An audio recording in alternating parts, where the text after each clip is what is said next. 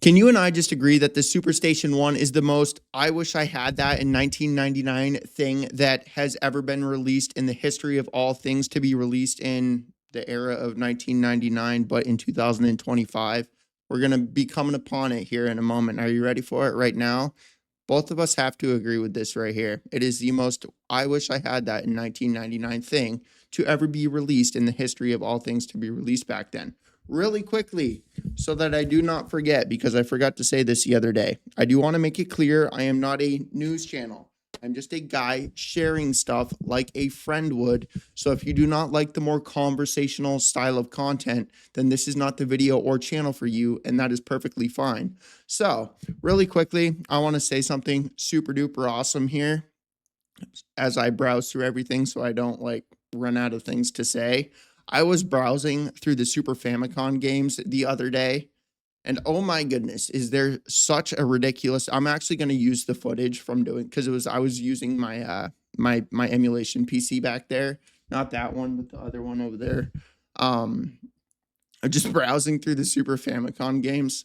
And to be honest, dude, it's crazy because of with all these emulation handhelds and these emulation consoles that are coming out, that 12 terabyte Kinhang drive, man, I don't think that there's ever going to be something that beats that. Like 99.9% of my time, like I spend on that thing is just like straight up browsing through all of the games on it. And all these ones that keep coming out, they are cool, and I do collect them because they are all different experiences. But like I don't just like browsing through stuff is so cool. And like you can install different themes on it and everything. However, we're almost at the end here. These last three articles are just like some fun ones that I wanted to share with you guys and just talk over. So let's go over the first thing here. The Mobile Boy Power Bank lets you play 300 retro games while it charges your phone. And do keep in mind, this isn't something that you like need to plug into your phone. Like you can like magnetize it to the back of your phone, which is super dope. I think that's sick. I think that's super awesome. Is that not cool? You know it's cool, just as cool as I think it's cool. I know you agree with me, so don't even attempt to argue with me. Right there, look at that. It's charging your phone with 89%, and then you can just flip it around if you're like me and are incapable of like not doing anything for more than 2 seconds. This is absolutely for you. All right, move on. That's literally all I need to say about that one. I need to pretend like I actually care about it and then move on to the next thing because of everybody's attention span. They like to complain about me talking too much. Luigi's Mansion is the next GameCube game coming to the Nintendo Switch too. Jokes aside, I think that this is really neat. I think that's super cool. I'm probably not gonna get this for. I mean, I don't really ever use my phone. I hate using my phone because if my phone is next to me, I pick it up and I use it, and it just, I'm terrible with it. It's like a phone is the emulation consoles for me. I doom scroll if I have it.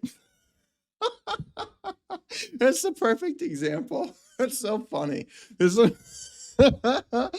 literally the perfect example, dude. Like, if I have the ability to scroll through 100,000 games and look at them all, I do it. I don't even play them because I have the ability to just like scroll through every single one of them. But to be fair, to be fair, like you can actually like it is cool because you can favor your games. There are certain consoles that I don't even attempt, like the Super Nintendo on that 12 terabyte it's got like 3,000 games. So like with the Super Famicom one as an example, like the first like 30 minutes of like looking through the game is that doom scroll effect. You're just like, oh hey, look at all these games. You're just like there, and then like 20 or 30 minutes pass and you look over to see like what letter you're on, and if you're like on like JKL or whatever, like if you, it's like 30 minutes and you're like maybe one third or halfway through the alphabet and you look over, you're just, oh, I'm just going to finish, and you just continue to scroll. But if you're on something like the PS1 where that thing has like 3,000 games, or even the Super Nintendo, it's like 2,400 games, and like 30 minutes, an hour go by and you're like only on B or C, you're just like, frick this, bro. You move on to the next console. But that's so funny because it's a perfect example. But what if I have my phone next to me? I literally use it. I am incapable of not using my phone, and I can't focus on what I'm doing because my phone is right there. And so, anyways, let's actually get back to the video. Luigi's Mansion is the next GameCube game coming to the Nintendo Switch 2's Nintendo Classics library. You know, despite all the hate towards Nintendo as of recently, dude, it is pretty cool to see them actually. I mean, don't get me wrong, they still actively hate their community and they make it their mission to like not allow anybody that's a fan of them to like be able to do anything that a normal fan would ever do, you know, like creating a basketball that looks like a Pokemon and then suing the person that made the basketball that looks like a Pokemon. But anyways, it is cool to see them like bringing back GameCube games, Nintendo 64 games, Game Boy Advance games, and just all the games from their original library. It is cool to see them actually doing that for the younger audience that didn't grow up with that platform or just doesn't know about emulation yet. Um, so, anyways, next up, SNES RPGs get a definitive treatment in Bitmap new book volume. Now, this is obviously something you would have to pre-order and buy. I think that books like this are super cool. Man, this really is showing my age because I don't think he even uploads on YouTube anymore. But I really have, dude. Like when I said it the other day, I'm sick of YouTube. I'm sick of the fake creators on the platform. I'm sick of the AI generated content on the platform. I'm sick of every video I watch being some business entrepreneur selling me something. I'm brand deals. I'm just sick of it, dude. Like there's a reason I make the content the way that I make the content that I make. And it's because I'm trying to go the exact opposite way that everybody else is going. Like everybody else is chasing money. Everybody else is chasing clout. Everybody else is using AI to create the simplest video that they can possibly create so that they can move on and do whatever else they need to do with their day because they clearly do not care about the content they're making. I do not want to be a news anchor where I simply look and read a freaking title and the headline to you, move on to the next article, read the title and the headline, pretend I'm the one creating the video as if I'm not just reading the title and headline directly to you, or just simply copying and pasting the freaking article link into ChatGPT and then pretending that I'm the one that scripted the video. So, anyways, not complaining there. I genuinely love what I do, but I'm just being real with you, man. I really do not watch YouTube very much anymore because I'm just sick of the content creators that it's like it's even people that I used to follow, man. Like, I mean, there are a handful of them that I still watch, but the problem with the people that I still watch is they don't upload very often. Like GameSack, I love GameSack. I still watch them. If you have not watched or if you have not seen GameSack, I highly recommend their channel. They're freaking awesome. SNES Drunk, SNES Drunk is another really cool channel. Sega Lord X is his commentaries are you can tell he's reading, but you can tell it's like a real person reading. Like you can tell he's reading. I he's like the only person that I watch where I can tell. But anyways, stuff like this is just cool. And why I was explaining that is Matt the NES punk. That's like describing my Metal Jesus is another one that I used to watch or still watch that I like to watch. There was another guy. He actually ended up selling his entire game collection. But anyways, yeah, I don't want to continue down that rabbit hole. Let's move on. Square Enix is remaking, but anyways, SNES RPG book. I think this is kind of cool. I like stuff like this. Again, the doom scroll effect of something I'm interested in. I sit there and I won't even read the actual book. I'll just flip through the pages and look at the pictures. So Square Enix is remaking Dragon Quest VII, which I'm pretty sure is actually one of the games that I was doom scrolling by on the Super Famicom, where I was like, because there's so many games, and the cool thing about that 12 terabyte drive in that Super Famicom area is they don't include, or well, they probably do with some, but there's a lot of the American Super Nintendo games they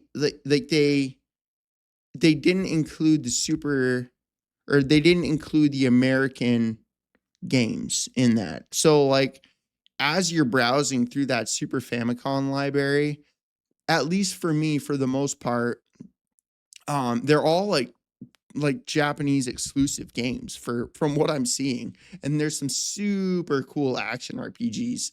I've never been big on JRPGs, the turn-based stuff. Don't get me wrong, there are some that are the vibe in them is really cool, but as far as like everyone is gonna like they're gonna dip after I say this. Dude, I've never been a fan of our Final Fantasy. The turn-based, don't get me, dude, the music in them alone is like the only reason I would play them. Like the music in those games is incredible. The story in it is incredible. Like everything about those games is awesome. But that turn-based combat, dude. Oh my God. With me, I have ADHD out the balooza. I have high functioning autism. My brain never shuts up. And it's part of the reason that I've been struggling with the depersonalization stuff lately is I've overloaded myself, and it's honestly one of the reasons that I put the whole PC stuff on sold. It's one of the reasons I sold the Lamborghini. It's the reason that I've done a lot of the stuff that I've done over the past like 3 or 4 months is because I got trapped in the money game and the hustle culture, and because I did everything myself, I completely overloaded myself. And what happens when you like sleep deprive yourself and you all you do is work, you kind of like lose yourself and you enter this state of becoming somebody that you are not.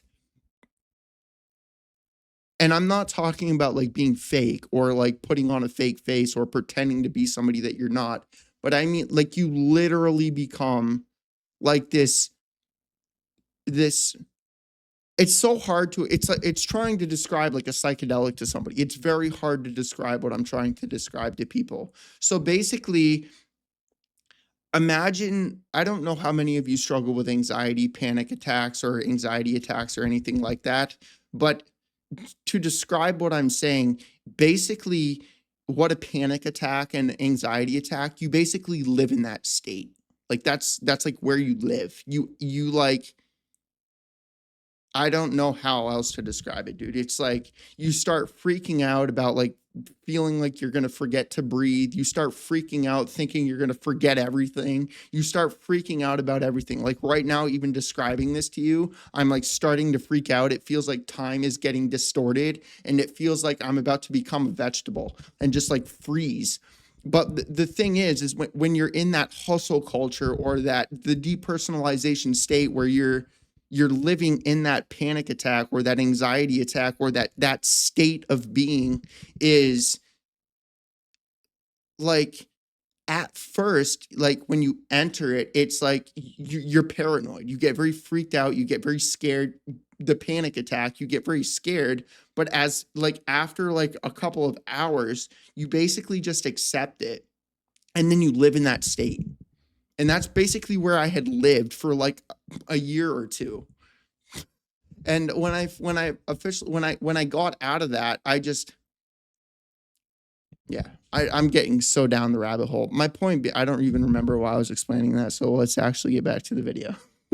I don't remember why I was explaining that. But anyways, this is a cool thing. I know it was something about rambling down the Super Famicom, but I totally forget why I got down that rabbit hole. Let's move on. One retro 35 Magic X details new retro gaming handheld aimed at the Sega Dreamcast, Sega Genesis, Sega Saturn, and the Nintendo 64. This thing looks pretty cool, you know, because there's not very many like Nintendo 64 vibe that, you know what I mean? Like you get the 4 buttons and then the 2 buttons here. Like there's not very many like Nintendo 64 things out there, you know what I mean? Like you kind of have to buy a Nintendo 64 controller if you're going to emulate the Nintendo 64 because every single controller in the history of all controllers ever being released do not even function remotely close to the Nintendo 64 or the GameCube because those are just Nintendo being Nintendo. Hey, let me make a controller that you're going to need to learn over the next like 4 months.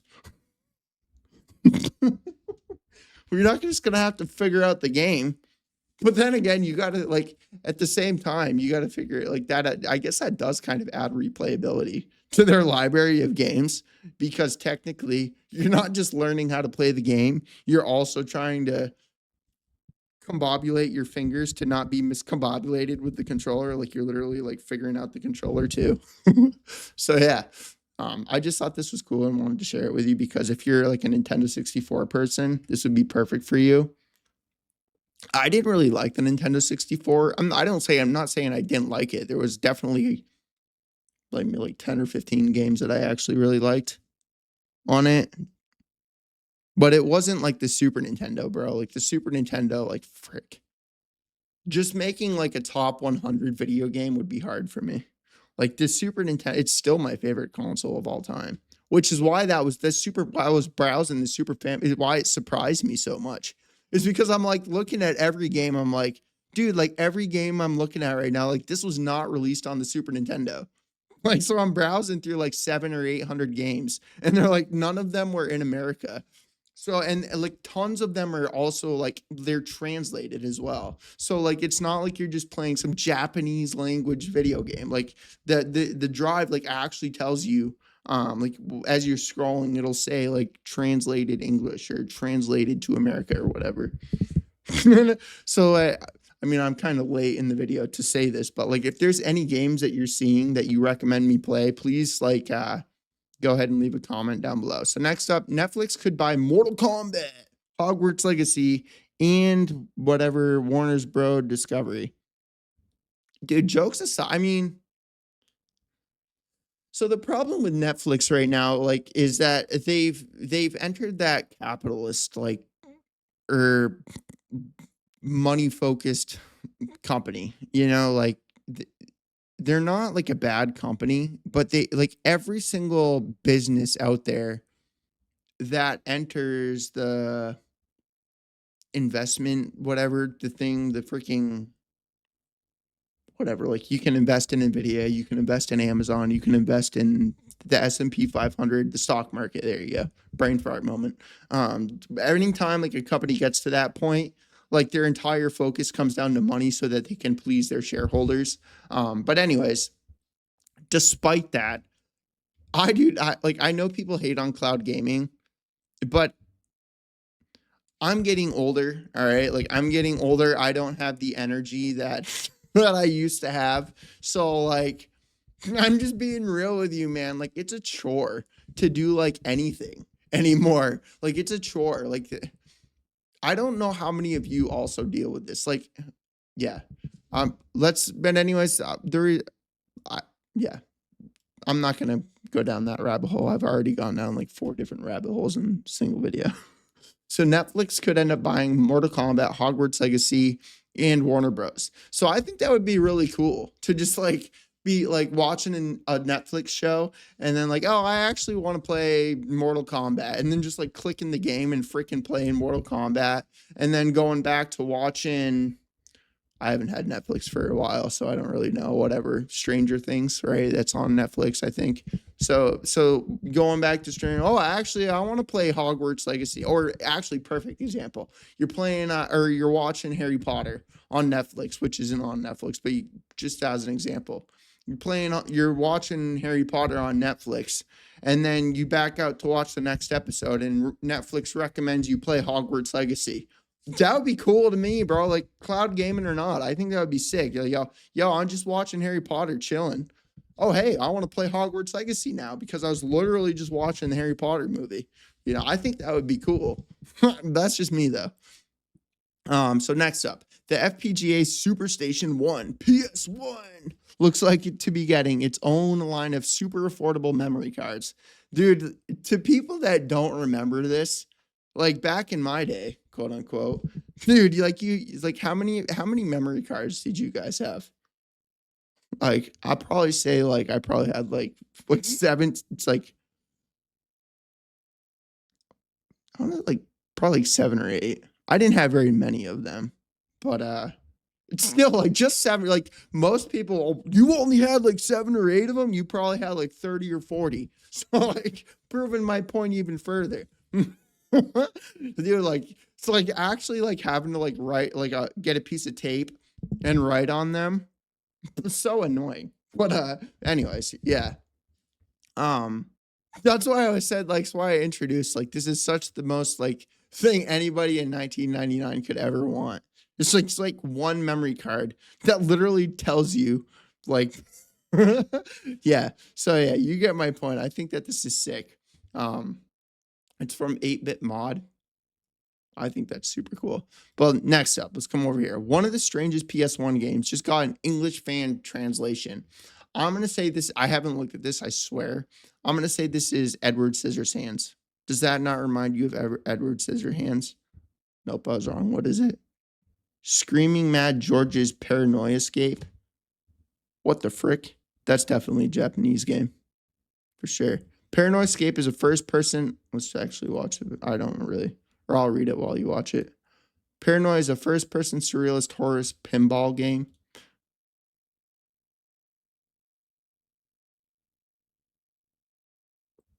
I mean, you got to give them credit for being unique.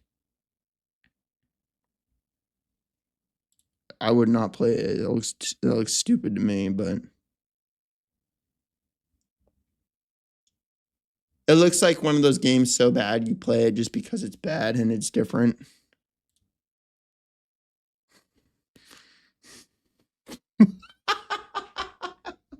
Dude, the PS1 and Nintendo, I like, dude, don't get me wrong, they're nostalgic AF. Oh my god, what? I am so unmonetized right here. What the frick? Dude. What the hell is that? That's a yo, YouTube's like AI recommend. That's a friggin' face right there, just so we're clear. Yo, what the hell? Um, let's move on. But then, what was I had a brain fart moment here. What was I thinking of? I forget. I forgot what I was saying. So I'm just gonna go back to what I was saying about everything being a chore. Like everything's a chore when you get older. Like just like even the simplest thing, like turning on a computer to play a video game, like or record a video, or like do anything, dude. Like the older you get, and it's probably from being exhausted. Going back to what I was describing earlier, it's you get older and you're so exhausted from life. You know, like everything's the same. It's the same thing every day, pretty much. Then you know, it's like you start doing stuff that you don't really want to do. You start thinking about it. You enter your midlife crisis. You start re-experiencing all the stuff that you did as a child. Then all the memories that come back from your child, you start to realize, why am I doing what I'm doing right now? Then you start to like do what you actually want to do. Then you start to realize that doing everything you want to do is literally creating the same effect of doing the things that you didn't want to do, because anybody that tells you turn your passions into a job, or just do what you want to do, or just do what you like, people don't realize, or actually people do realize. It's just it takes a minute for them to actually realize it. Like imagine this. You're like I'm guessing that you're going to be able to understand what I'm saying right now.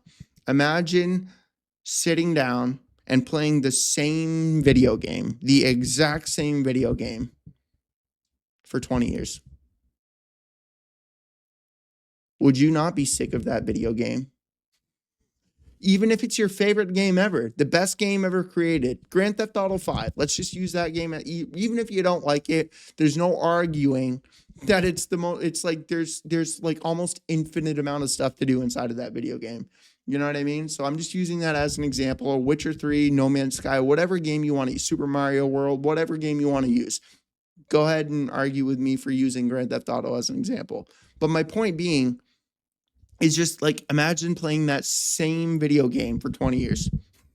It doesn't matter what you do, it gets old. And it's like me with having, I mean, right now I really only upload to 3 channels, and at this point I really only upload to 2 channels. I've had 7 different channels. I've sold 2 different channels. And the reason that I've had so many different YouTube channels, man, is because I thought I thought that I thought having a PC channel, having a chess channel, having a retro gaming channel, having a diary channel, having a car channel, having an animation channel, having an AI channel, having all these different channels would be different. And it would be different creating a video for the PC channel today, then creating a retro video tomorrow, then just hanging out and chatting the next day, then going and driving cars the next day, and then doing this and then doing that, and then just repeating my week on Monday with this channel, then that channel, then that channel. It doesn't work, bro. It's the same thing. You're just creating videos. And don't get me wrong, I still like doing it. But the reason I still like doing it is because I completely changed how I make my content now. Is I literally, dude, I literally just look. The simplest way for me to explain what I do now is the camera that I'm looking at right now. I pretend that that is a friend. I literally look at my camera and I think of the people watching my video and I place myself in their shoes, which is literally what I did with the PC business. How can I, me, Dan, grow a PC business in a world of infinite amount of entrepreneurs that are trying to do the exact same thing? I can build the computers and charge them nothing.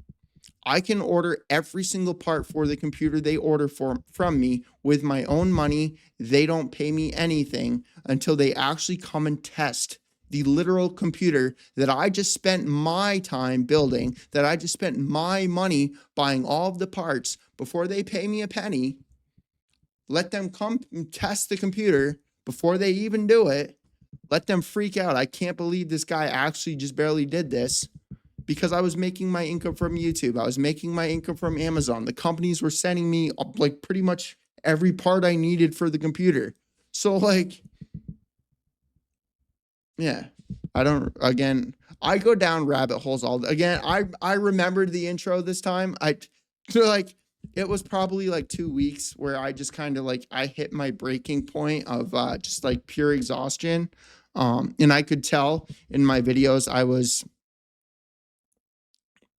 the depersonalization. I wouldn't wish it upon my worst enemy, man. But again, like I sold all of my stuff to flex what I have accomplished. I had a place in New Hampshire, I had a place in Texas, I had a Lamborghini, I had all this crap, dude. I don't do that. I live in New Hampshire now, but I'm not in Austin, Texas anymore. I don't have the Lamborghini anymore. I don't have any of that crap anymore, dude. And I sold it because I got to the point, man, where I'm like, well, like, why am I doing this? Like, I used to pretend that I was a car guy. Bullshit. I wasn't a car guy. I wanted the Lamborghini so like people could see, hey, he has a fucking Lamborghini. That's literally the only reason I bought that car.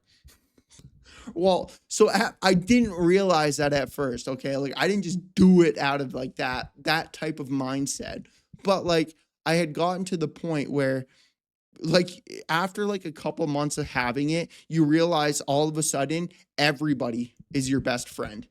Everybody wants to know what you do for a living.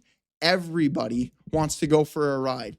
Everybody shows up your dude. It's like you go from this like absolute nobody that nobody cares about and nobody wants anything to do with to like the moment you step in that car and go somewhere, everyone on the planet is suddenly your best friend. And I don't care what anybody says. The only people that buy that kind of crap, look, man, people can argue with this all they want. And I am by no means saying that there are not people that do not buy that as a trophy for themselves, as something that they can look at and be proud of themselves about. Because like, if that's you, that's totally fine. And I'm not saying anything bad to people that do that kind of stuff, okay? But let's be really honest here, okay?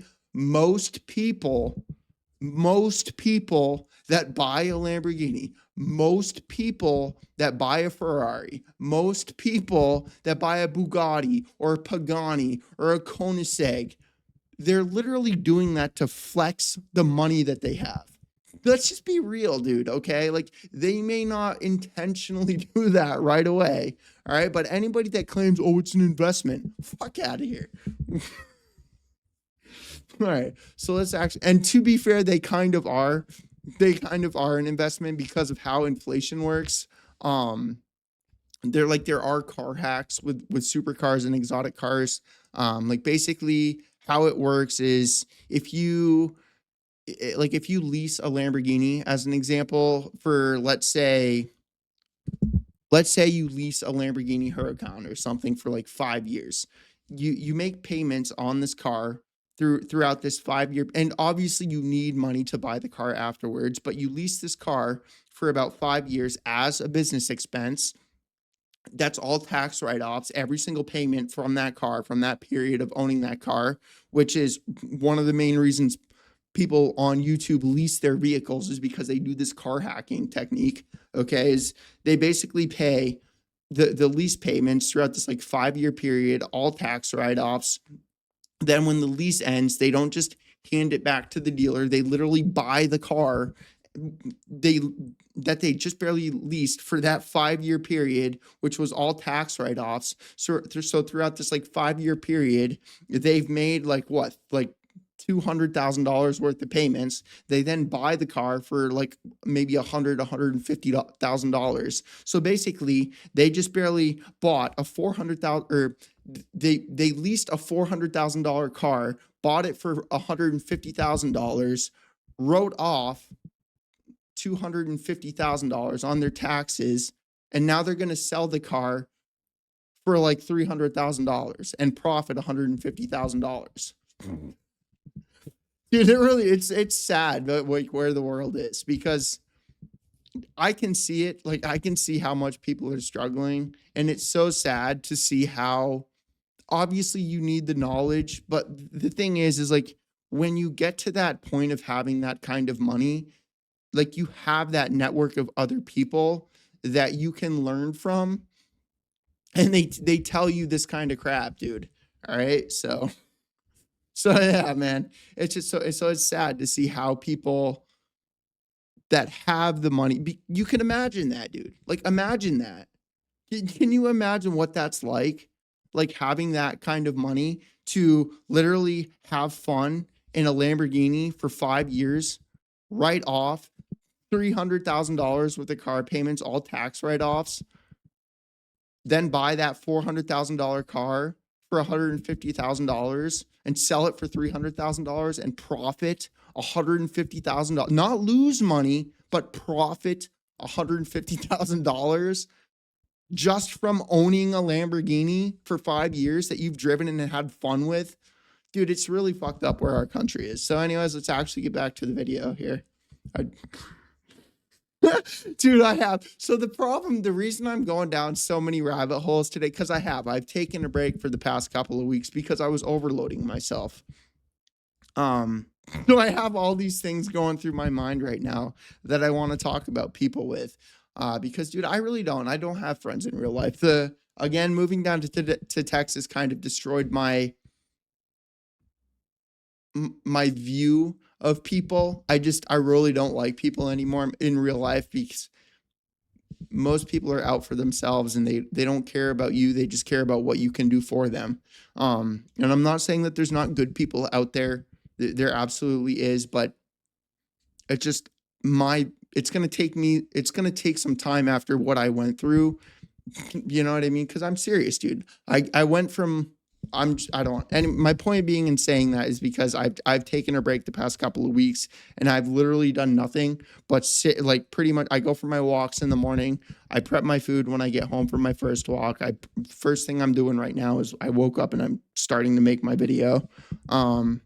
I just kind of relax. I take a break, dude. I like after how hard I've worked over the past like 5 or 6 years,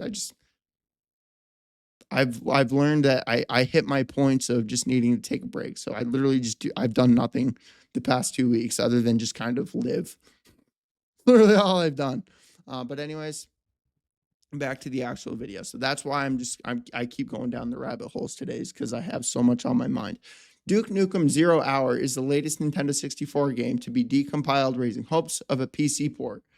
This is literally, I've literally had this page open, scrolling up and down the past like probably like 10 minutes. I went down that rabbit hole, so I don't need to go over anything. Rumor Xbox Emulation is coming to the Rogue Alley. This is just bound to happen now that they're partnered together. You know what I mean? And to be fair, it's a freaking PC anyway. It's not even an Xbox handheld. It's literally just an Asus Rogue Ally, which is just a Windows handheld that why does it look like why does it look like my camera keeps freezing? Fuck, dude. This is it. Okay, I'm just being real that I entered that like that I hate it because I described it. And now that it keeps happening, like as I'm making the video, that like frozen in time, dude. It's so fucked up. It really is so hard to explain to people. Let's move on. The next best Sega Genesis art book is finally available to all. Again, this is kind of like that RPG book. I like stuff like this, dude. It's doom scrolling in a more controlled environment is the only way that I can think to explain it. I'm serious about the phone, man. If you're like, dude, I don't care what anybody says. That the phone you can't argue it. That the phone was designed to like manipulate people. It's the only way that I can think to describe what a phone is, dude. I really feel like it was literally designed to manipulate people. Like just like I want you to become aware of it. Like if you're sitting down watching this and your phone has been sitting next to you, I want you to think about how many times you've either looked over at your phone, thought about your phone, picked up your phone, or just done anything with your phone without even like just like out of the blue. Like just here it is. I literally feel like there's some sort of like Bluetooth like thing where if your phone's right here, it's just like, hey, you should look at your phone right now. And then you just like out of nowhere. So like what I do, I literally keep it in my kitchen. So I just put it's I don't have it in my it's well, it's an office, but I don't have it in this room. I don't take it in my bedroom. I don't take it in my living room. I don't take it I leave it in my kitchen. That's it. I don't when I go for my 1 hour walk, that's my me time. I think I brainstorm. I'm in self-development, personal help. I try to understand myself. Um, I don't take it with me when I go for a walk. I literally it's in my kitchen. Period. I don't go well, I take it when I'm in my car. But anyways, back to the actual freaking Sega thing. It's so these books like this, dude, they're more of like a controlled environment. You know what I mean? Because you're doom scrolling through a book, looking at pictures like this. But like the thing is like you have to think. You're like you know what I mean? Like you're looking at it, you're like, oh hey, I remember this. We were like, well, I'm gonna use his name, Randy. Not like I don't remember his last name. Randy played in the Sega Genesis at his house. His mom had a waterbed, which was the dopest fucking thing I ever had fish in it. It's just sick. It was super awesome. How many of you remember waterbed? Do they still make them? Waterbeds? Dude, that was the coolest shit ever. It literally had fucking fish in it. But yeah, that's what that reminds me of. So like the difference between like looking at a book with pictures is like like you get memories and you actually have to use your brain. Like you don't just like have like you don't have stuff shown to you that like makes you all freaking miscombobulated and you start thinking that whatever you're seeing is like real and you start like whatever comparing yourself to this guy on Instagram or you want that hot chick over there that everybody else thinks is hot because it'll make people like you more that you have a nice pretty hot girlfriend. So yeah, dude, I'm just whatever. You get my point. I really do. I despise most of social media at this point, dude. It really fucking irritates me. Anniversary Super Nintendo Action RPG Terranigma is 30 years old today, and it's still a 10 out of 10 in our book. I turned 36 the other day, 3 days ago. I'm getting so old. I still act like I'm fucking 10 years old, too. I don't even care. I don't even care, dude. I don't think I ever played this game. Is this turn-based? Is that why?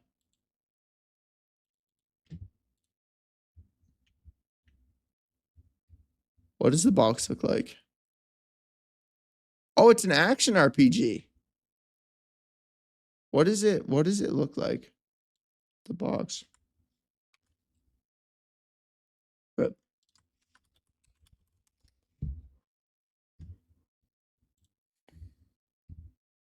oh, that's definitely why I didn't play it. That's some lame box art. That's definitely why I didn't play it. Oh my god, we're okay. Oh my goodness, I can't believe I just opened that in the right spot. Happy birthday, Terra Enigma. I'm definitely gonna play this though. That's cool looking. It's like a less colorful Secret of Mana. Does that not remind you of Secret of Mana, but less colorful? This one's colorful, but the rest, it's like a hybrid of Secret of Mana and Chrono Trigger, right? Is that not the vibe it gives you? What the frick? That's like the sculptures. I don't know why that reminds me of the sculptures, the friggin' rocks of the presidents there. Or what is it, 5 presidents? 4 or 5 of them, the rock thing that I'm thinking of something. Next up, here's how the Sega Master System got its name. I just want to know. There was an article a few weeks ago that I shared with you guys of the buttons on a controller, the ABXY, and why they were ABXY. I literally didn't even know why they were what they were. All right, so here we go. Who only spoke Japanese turned Harris, sternly asked why his had been selected, froze as the query was translated for him, and according to Lowry, a deathly silence filled the room. Harris glanced over once at Lowry and proceeded to ad lib a reason. He explained that similar how one is declared a master of the martial arts only after demonstrating superiority over all opponents. Sega must demonstrate that its console was superior over the competition. Sega does what Nintendo don't. We had to come up with what we were going to call it, and nobody could figure out what to name it. We came up with this idea that we were going to call it the Sega Master System. It sounded as good as anything else we had on board. We had a white marker board with a bunch of names up there, and we had these rubber darts we threw at it, and whichever one stuck, that was the name we were going to give it. So Master System kept coming up, and it sounded pretty good.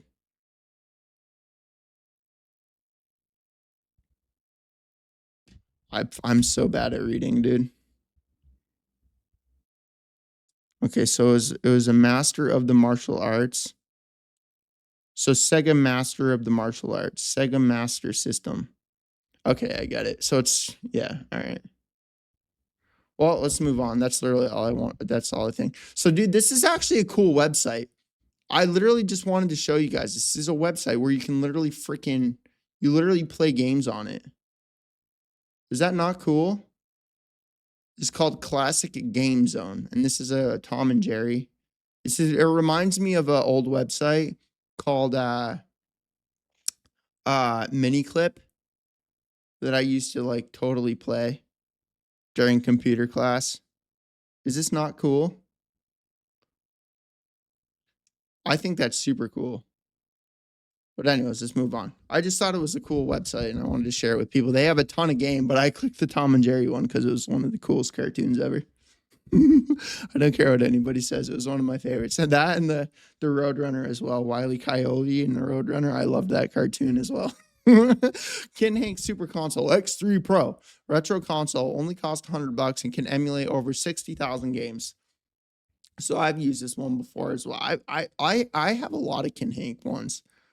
I don't know, dude. They're probably because they're all over Amazon. That's really the main reason is because they sell all kinds of crap on Amazon.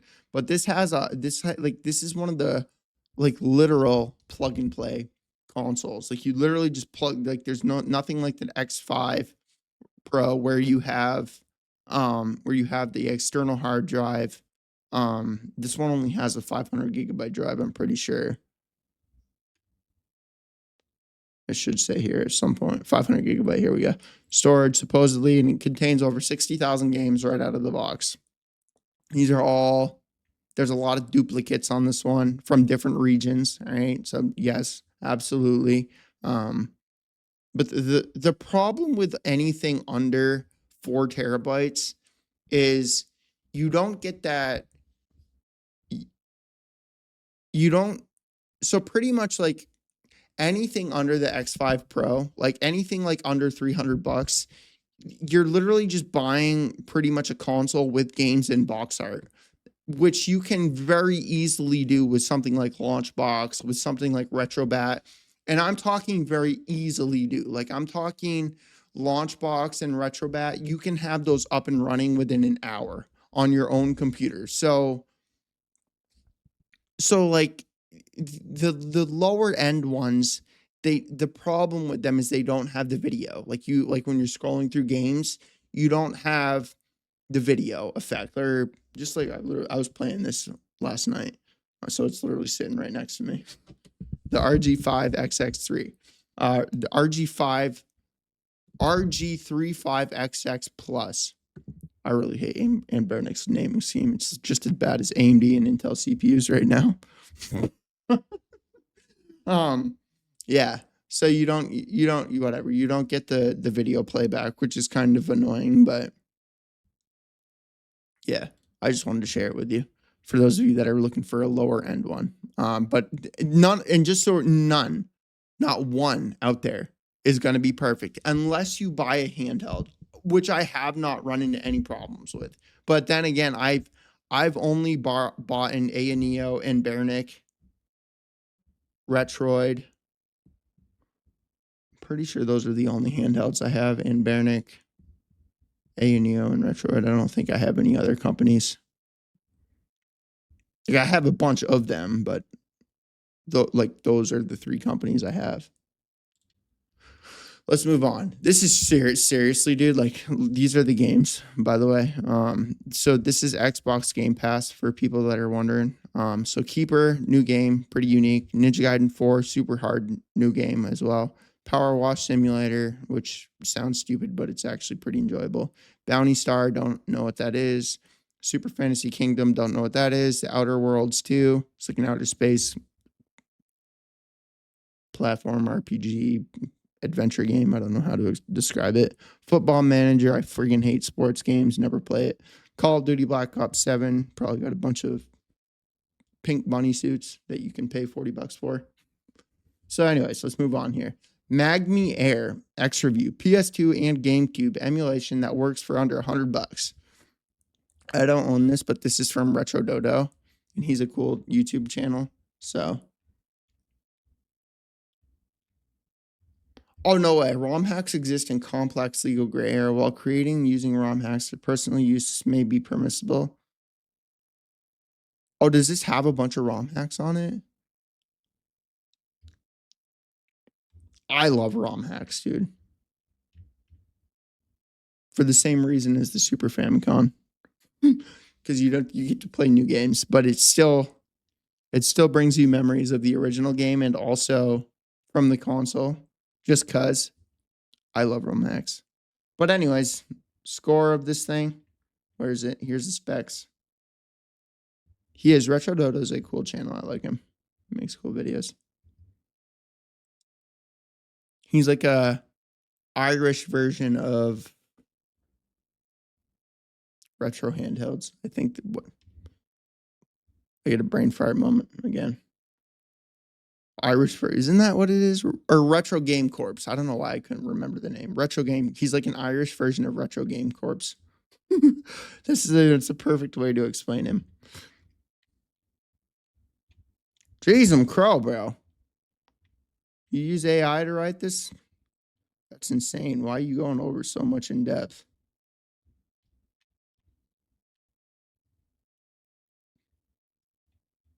I really hope you didn't, because I'm not reading any of this. This is way too long. I can't read. Especially this long. Brother. Freaking. All right, here we go. I was going to say, dude. All right, so Colin struggles to play some of the more demanding titles for PS2 and GameCube. Game launcher is a little convoluted. L and R shoulder buttons are too thin. Pros: affordable price, plays up to PS2, GameCube, and 3DS. Great upscaling for some consoles. Ergonomically pleasing with a brilliant screen. Retro color palette. So there's your pros and cons of this thing. I've never owned this one, but again, Retro Dodo. He is a cool channel. He makes cool videos. So next up, Retroid Pocket. I think I said Retroid, right? So yeah, this is another company I have. I think Retroid, A and Neo, and Bernick, right? Isn't that what I said? Those are the companies. So this one's definitely one I would recommend. They all, or no, A and Neo is the one that's always friggin' releasing new ones. Retroid and A and Neo, dude, they literally like frick. Like every week they release a new console. So anyways, so it's Wi-Fi 7, it's 1440p and 144 hertz display, which is nuts.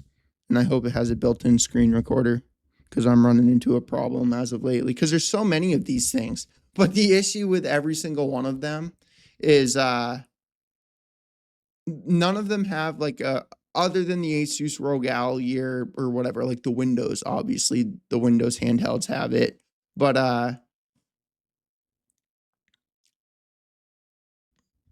again, another brain fart moment because I'm just super genius right now. The Windows handhelds, they're the only ones that have them.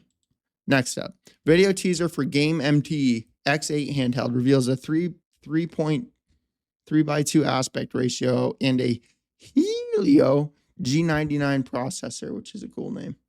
I just thought this looked cool. It reminds me of McDonald's. Does it not remind you of the red, yellow, and black? It reminds me of McDonald's. This is the one I'd buy. That reminds me of a Super Nintendo controller with the gray and purple scheme. That's all I need to say about it, though. Just another handheld. There's been so many of them lately. I think it's because of AI. Game MT, there's another one, right? Same company, yeah. I've never even heard of this company until today. I won't lie to you. So there's 1:1 aspect ratio. Retro hand. I listened to their podcast on Spotify. I heard them. I forget at this point, but they were talking about this. How long? Like 5 days ago. That's still too long for me to remember. So 5 days ago, they were talking about this, and I went over to their website because it sounded cool to me. And again, it reminds me of a Super Nintendo controller because of the purple and whatever. So let's move on. Next up, Nintendo Entertainment System at 40. I'll look back at the more obscure horror titles. I wanted to cover this because it's recent. It's recent Halloween. Does that even make sense? Absolutely makes sense. What I meant to say is it's going to be Halloween pretty soon. I guess is what I wanted to say. But even that sounds stupid. So we got whatever. Splatterhouse, or in other words, the Jason. That movie scared the shit out of me when I was a kid because I used to hang out with my friend Kenny all the time. He was my neighbor. And there's a cornfield and then Sleeping Hollow.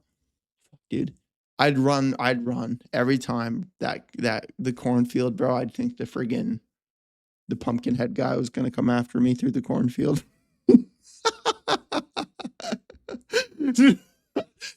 Because I live in New Hampshire, so like, yeah, that's funny. I did. I used to book it, bro. I'd send it. That fucking cornfield spooked me, man. But let's move down. So this is why I love this kind of crap. And going back to why so this is like why I haven't burnt out with YouTube. I knew I was forgetting where I was going with the stuff I was saying. The reason I haven't been burnt out with YouTube at this point is because, dude, I literally just like hang out with people at this point. And then tomorrow, like, well, later today, because I stopped reading my comments early in the morning across all the channels because they impact how I think. Like, I could read 100 positive comments, 1,000 positive comments, and just one negative one. Like, that's the one that I'm going to focus on. And it's going to irritate me. And You know what I mean? Like, just as an example, like, I'm pretty sure it happened to me within like the first 5 minutes of the video. Like, there was a comment the other, this guy rambles too much. It's just even like a stupid small comment like that, which I just delete and ban the user from the channel. It gets to me, dude. It irritates, regardless of whether or not I've read hundreds of positive comments. It just whatever. So I read my comments at the end. I hang out with people in the morning. Then like, and the reason I do that is because then the rest of my day, the first thing you do during the day, dude, I mean, that impacts the rest of your day. Like if you can do something that you're proud of to start the day off with, that makes the rest of the day flow positively. Like you're proud of what you did and accomplished. Like for people that are maybe stuck in life and just like be in a dark place, like I want you to think of happiness as coming from being proud. Like if you can be proud of stuff you do, if you can be proud of who you are, like that is what creates happiness, at least for me. But anyways, the reason I don't really get burnt out with YouTube at this point is because I literally just hang out and I literally treat YouTube like a friend now. I'm not trying to optimize for the algorithm. I'm not trying to get a ton of views. I'm not trying to make a bunch of money. I'm not linking my business to the PC channel and fucking selling computers every single day and building them and making videos for Amazon and doing this and doing that and doing everything. I literally just freaking make videos and hang out with people. And then I read my comments to connect with people as the community because again, I care about the people. I wouldn't reply to my comments if I didn't, you know? But anyways, that's why I don't get burnt out with YouTube at this point. But anyways, getting back to the topic and why I was saying what I was saying about freaking out past the cornfield is that's why I like this kind of crap, dude, is because it brings back memories from good times before I became an adult. So so that's why I like this stuff. Because like the moment you become an adult, dude, life starts, at least in my opinion, it starts kind of going downhill. I'm not saying that there's not moments of being an adult where you are happy and in a good spot because absolutely you can be an adult and be happy, but it usually takes time to get to that point, which is kind of where I'm at now. You know what I mean? You turn eight. I didn't really have a normal life. I mean, from age like 12 to 18, I lived in psych wards, hospitals, residential centers, inpatient programs, emergency rooms, like my whole life. From 6th grade on to 18, like I never finished high school because I was living in hospitals and crap. Then when I turned 18, you're able to refuse treatment from these places. So my parents kicked me out of my house and I was homeless for a couple of years. And then for like until about I want to say like 29 or 30, I was just in a very dark place. And then I found YouTube. It's when I started YouTube. Or it's when I went full time on YouTube.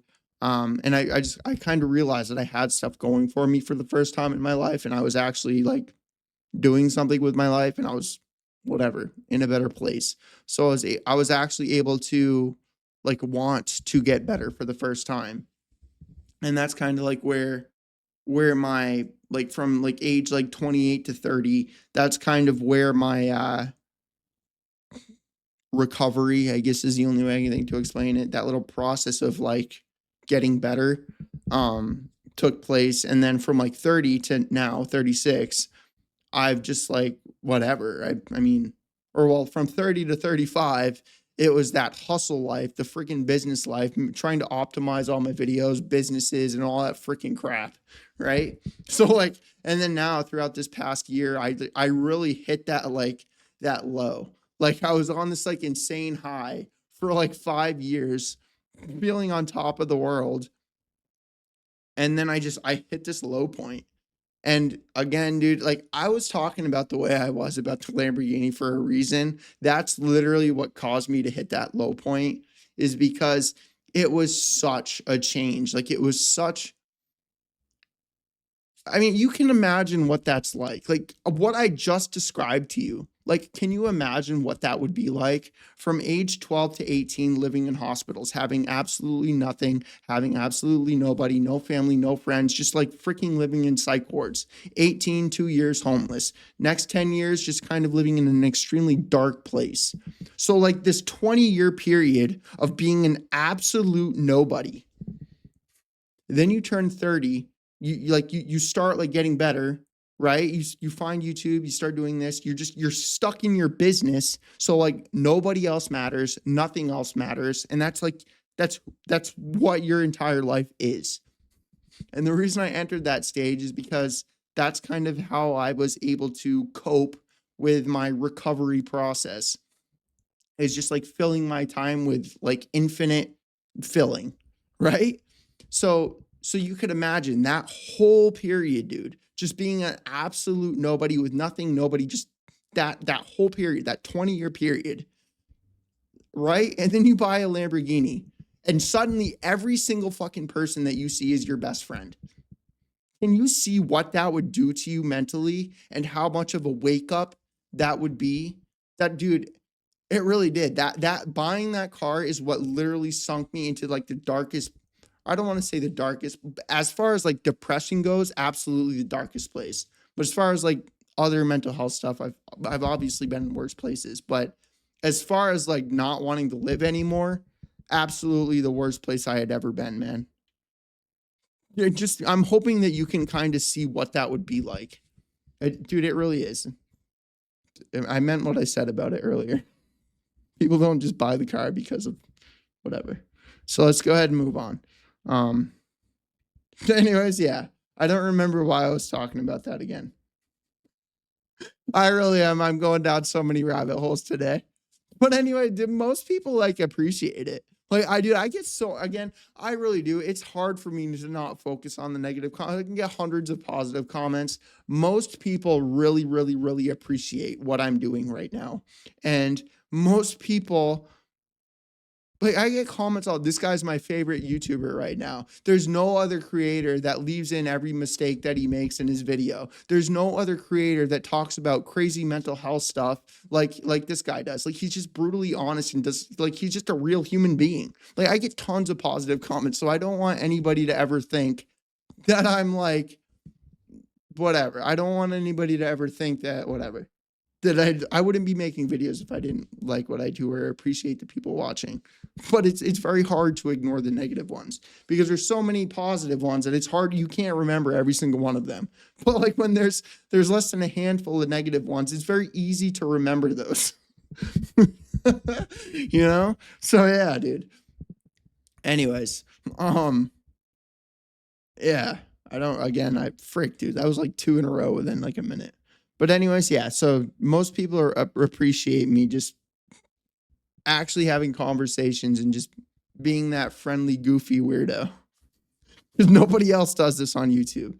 It's like it's literally why I started watching YouTube. It's like the Casey Neistat era, the Roman Atwoods era, the Joseph Uzi era, TJ Hunt era. But again, dude, like YouTube has changed so much. Like it literally used to be that friendly connection of people just creating videos, having fun, and hanging out. That's literally what YouTube used to be. But now, dude, now it's this like, here, let me give you information as fast as I possibly can. Here's your AI generated video that's going to create a bunch of emotions inside of you. Here's a dopamine short video that you can freaking doom scroll for infinite hours because it's so appealing. You know, so I don't need to, I've already rambled down that path. Let's move on. Making retro DOS gaming simple. The standard alone or the standalone DOS box Pure Unleashed is out now. That's really all I need. Oh my god, an hour and a half. Yeah, we got to zoom. Lost Ratchet and Clank game. I'm not gonna make you guys sit through an hour and a half. I will definitely edit this down. Um, Lost Ratchet and Clank game found after 20 years. Please tell me you have game. Okay, here we go. Oh my god, what is it? A Game Boy game? What the frick is that resolution, bro? Oh, that needs an emulator to be upscaled. Oh my goodness, what is that?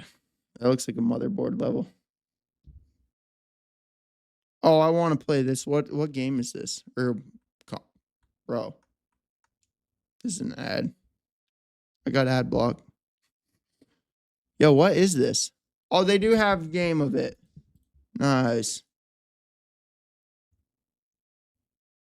Oh, what is it? An arcade game? Because that's what this is. That's why I have that monitor right there, dude. It's like it's got that swivel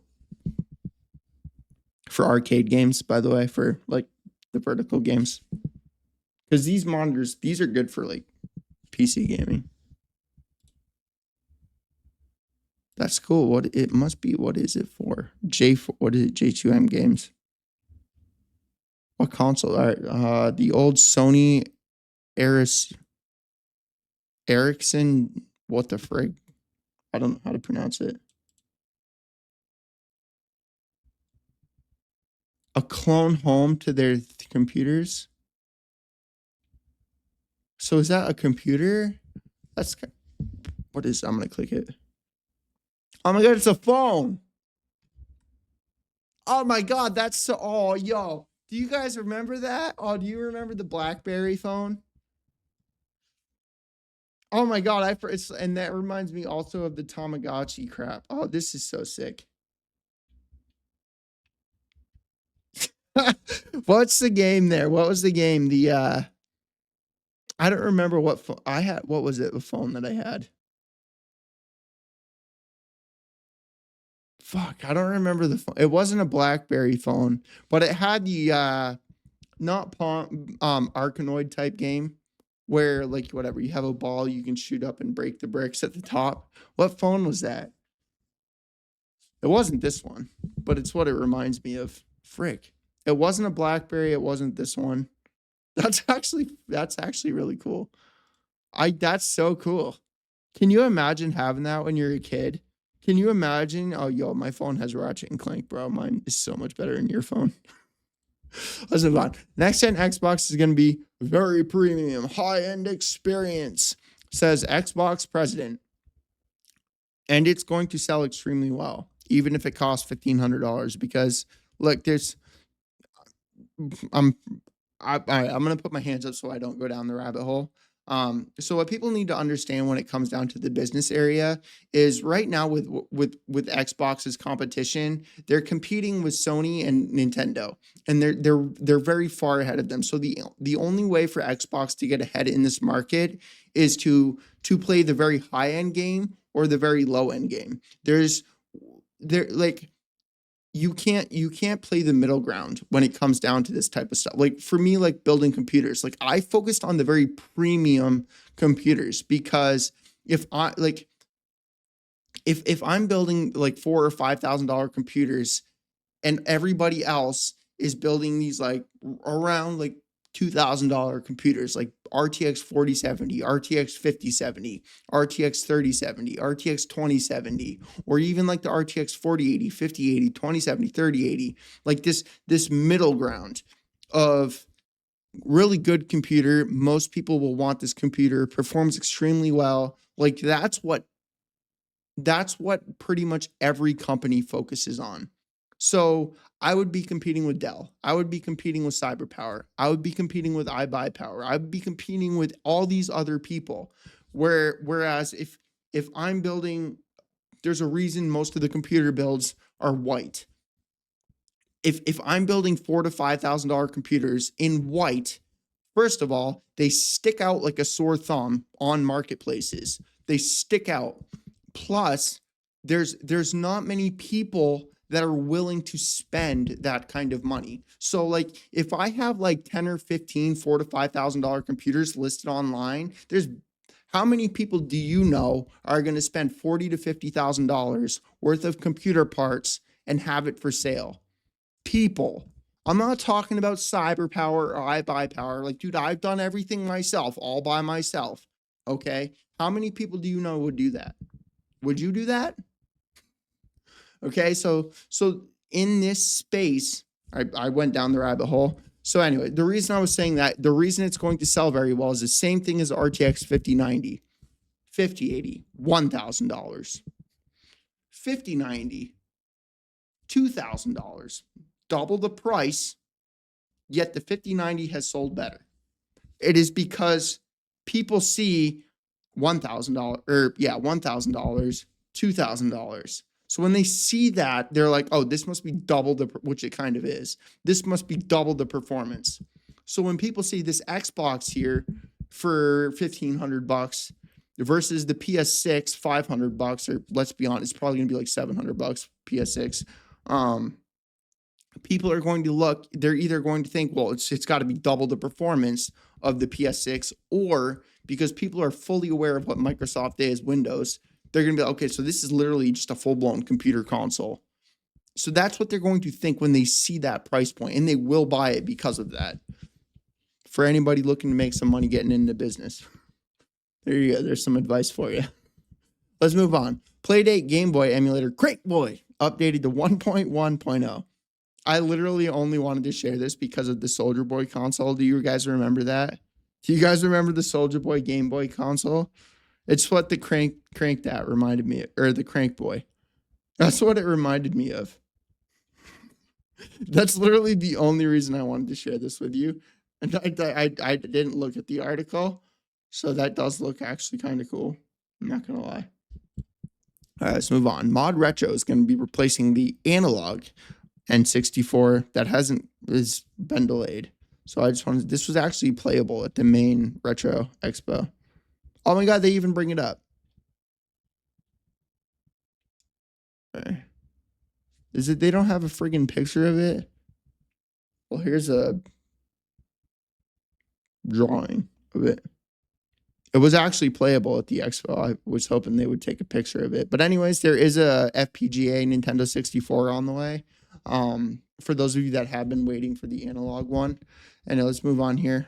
I really am. I've gone down so many roads. ANEO's Pocket Air Mini fits a whole retro gaming library into your pocket. It's a little tiny fella. It's a little tiny fella. I'm trying to zoom through it at this point. So here we go. Prices. These are super affordable. All right, let's move on. This is a newer game. Let's scroll down here and show you the footage. It looks like a fun game. I love games like this, where you're little where you're a little person. Like it's kind of why oh my God, really? Another brain fart moment. What's the friggin', not ants? The game is the second one that just come out. Really, dude? Not ants, but there's a game where you play as a little person surviving in a backyard. It's a survival game. Frick, dude. I don't know why I can't think of it. Let me know in the comments below. This right here is a recommendation for people on Nintendo Switch. I have this on Steam. It's kind of like Stardew Valley, but it's a graveyard. And it's super awesome and fun. 100% recommend this. 5 retro gaming trends, colorful consoles and controllers. 8-Bit Dude's sending me a couple controllers, by the way. You gotta wait for them. The orange one, they have a collection of whatever. But anyways, getting off topic, really, frick you. Instruction booklets with game lore. I agree. That would be cool. Cheat codes. This would be sick as well. Game Genie. That'd be cool for that to come out. Split screen / couch co-op.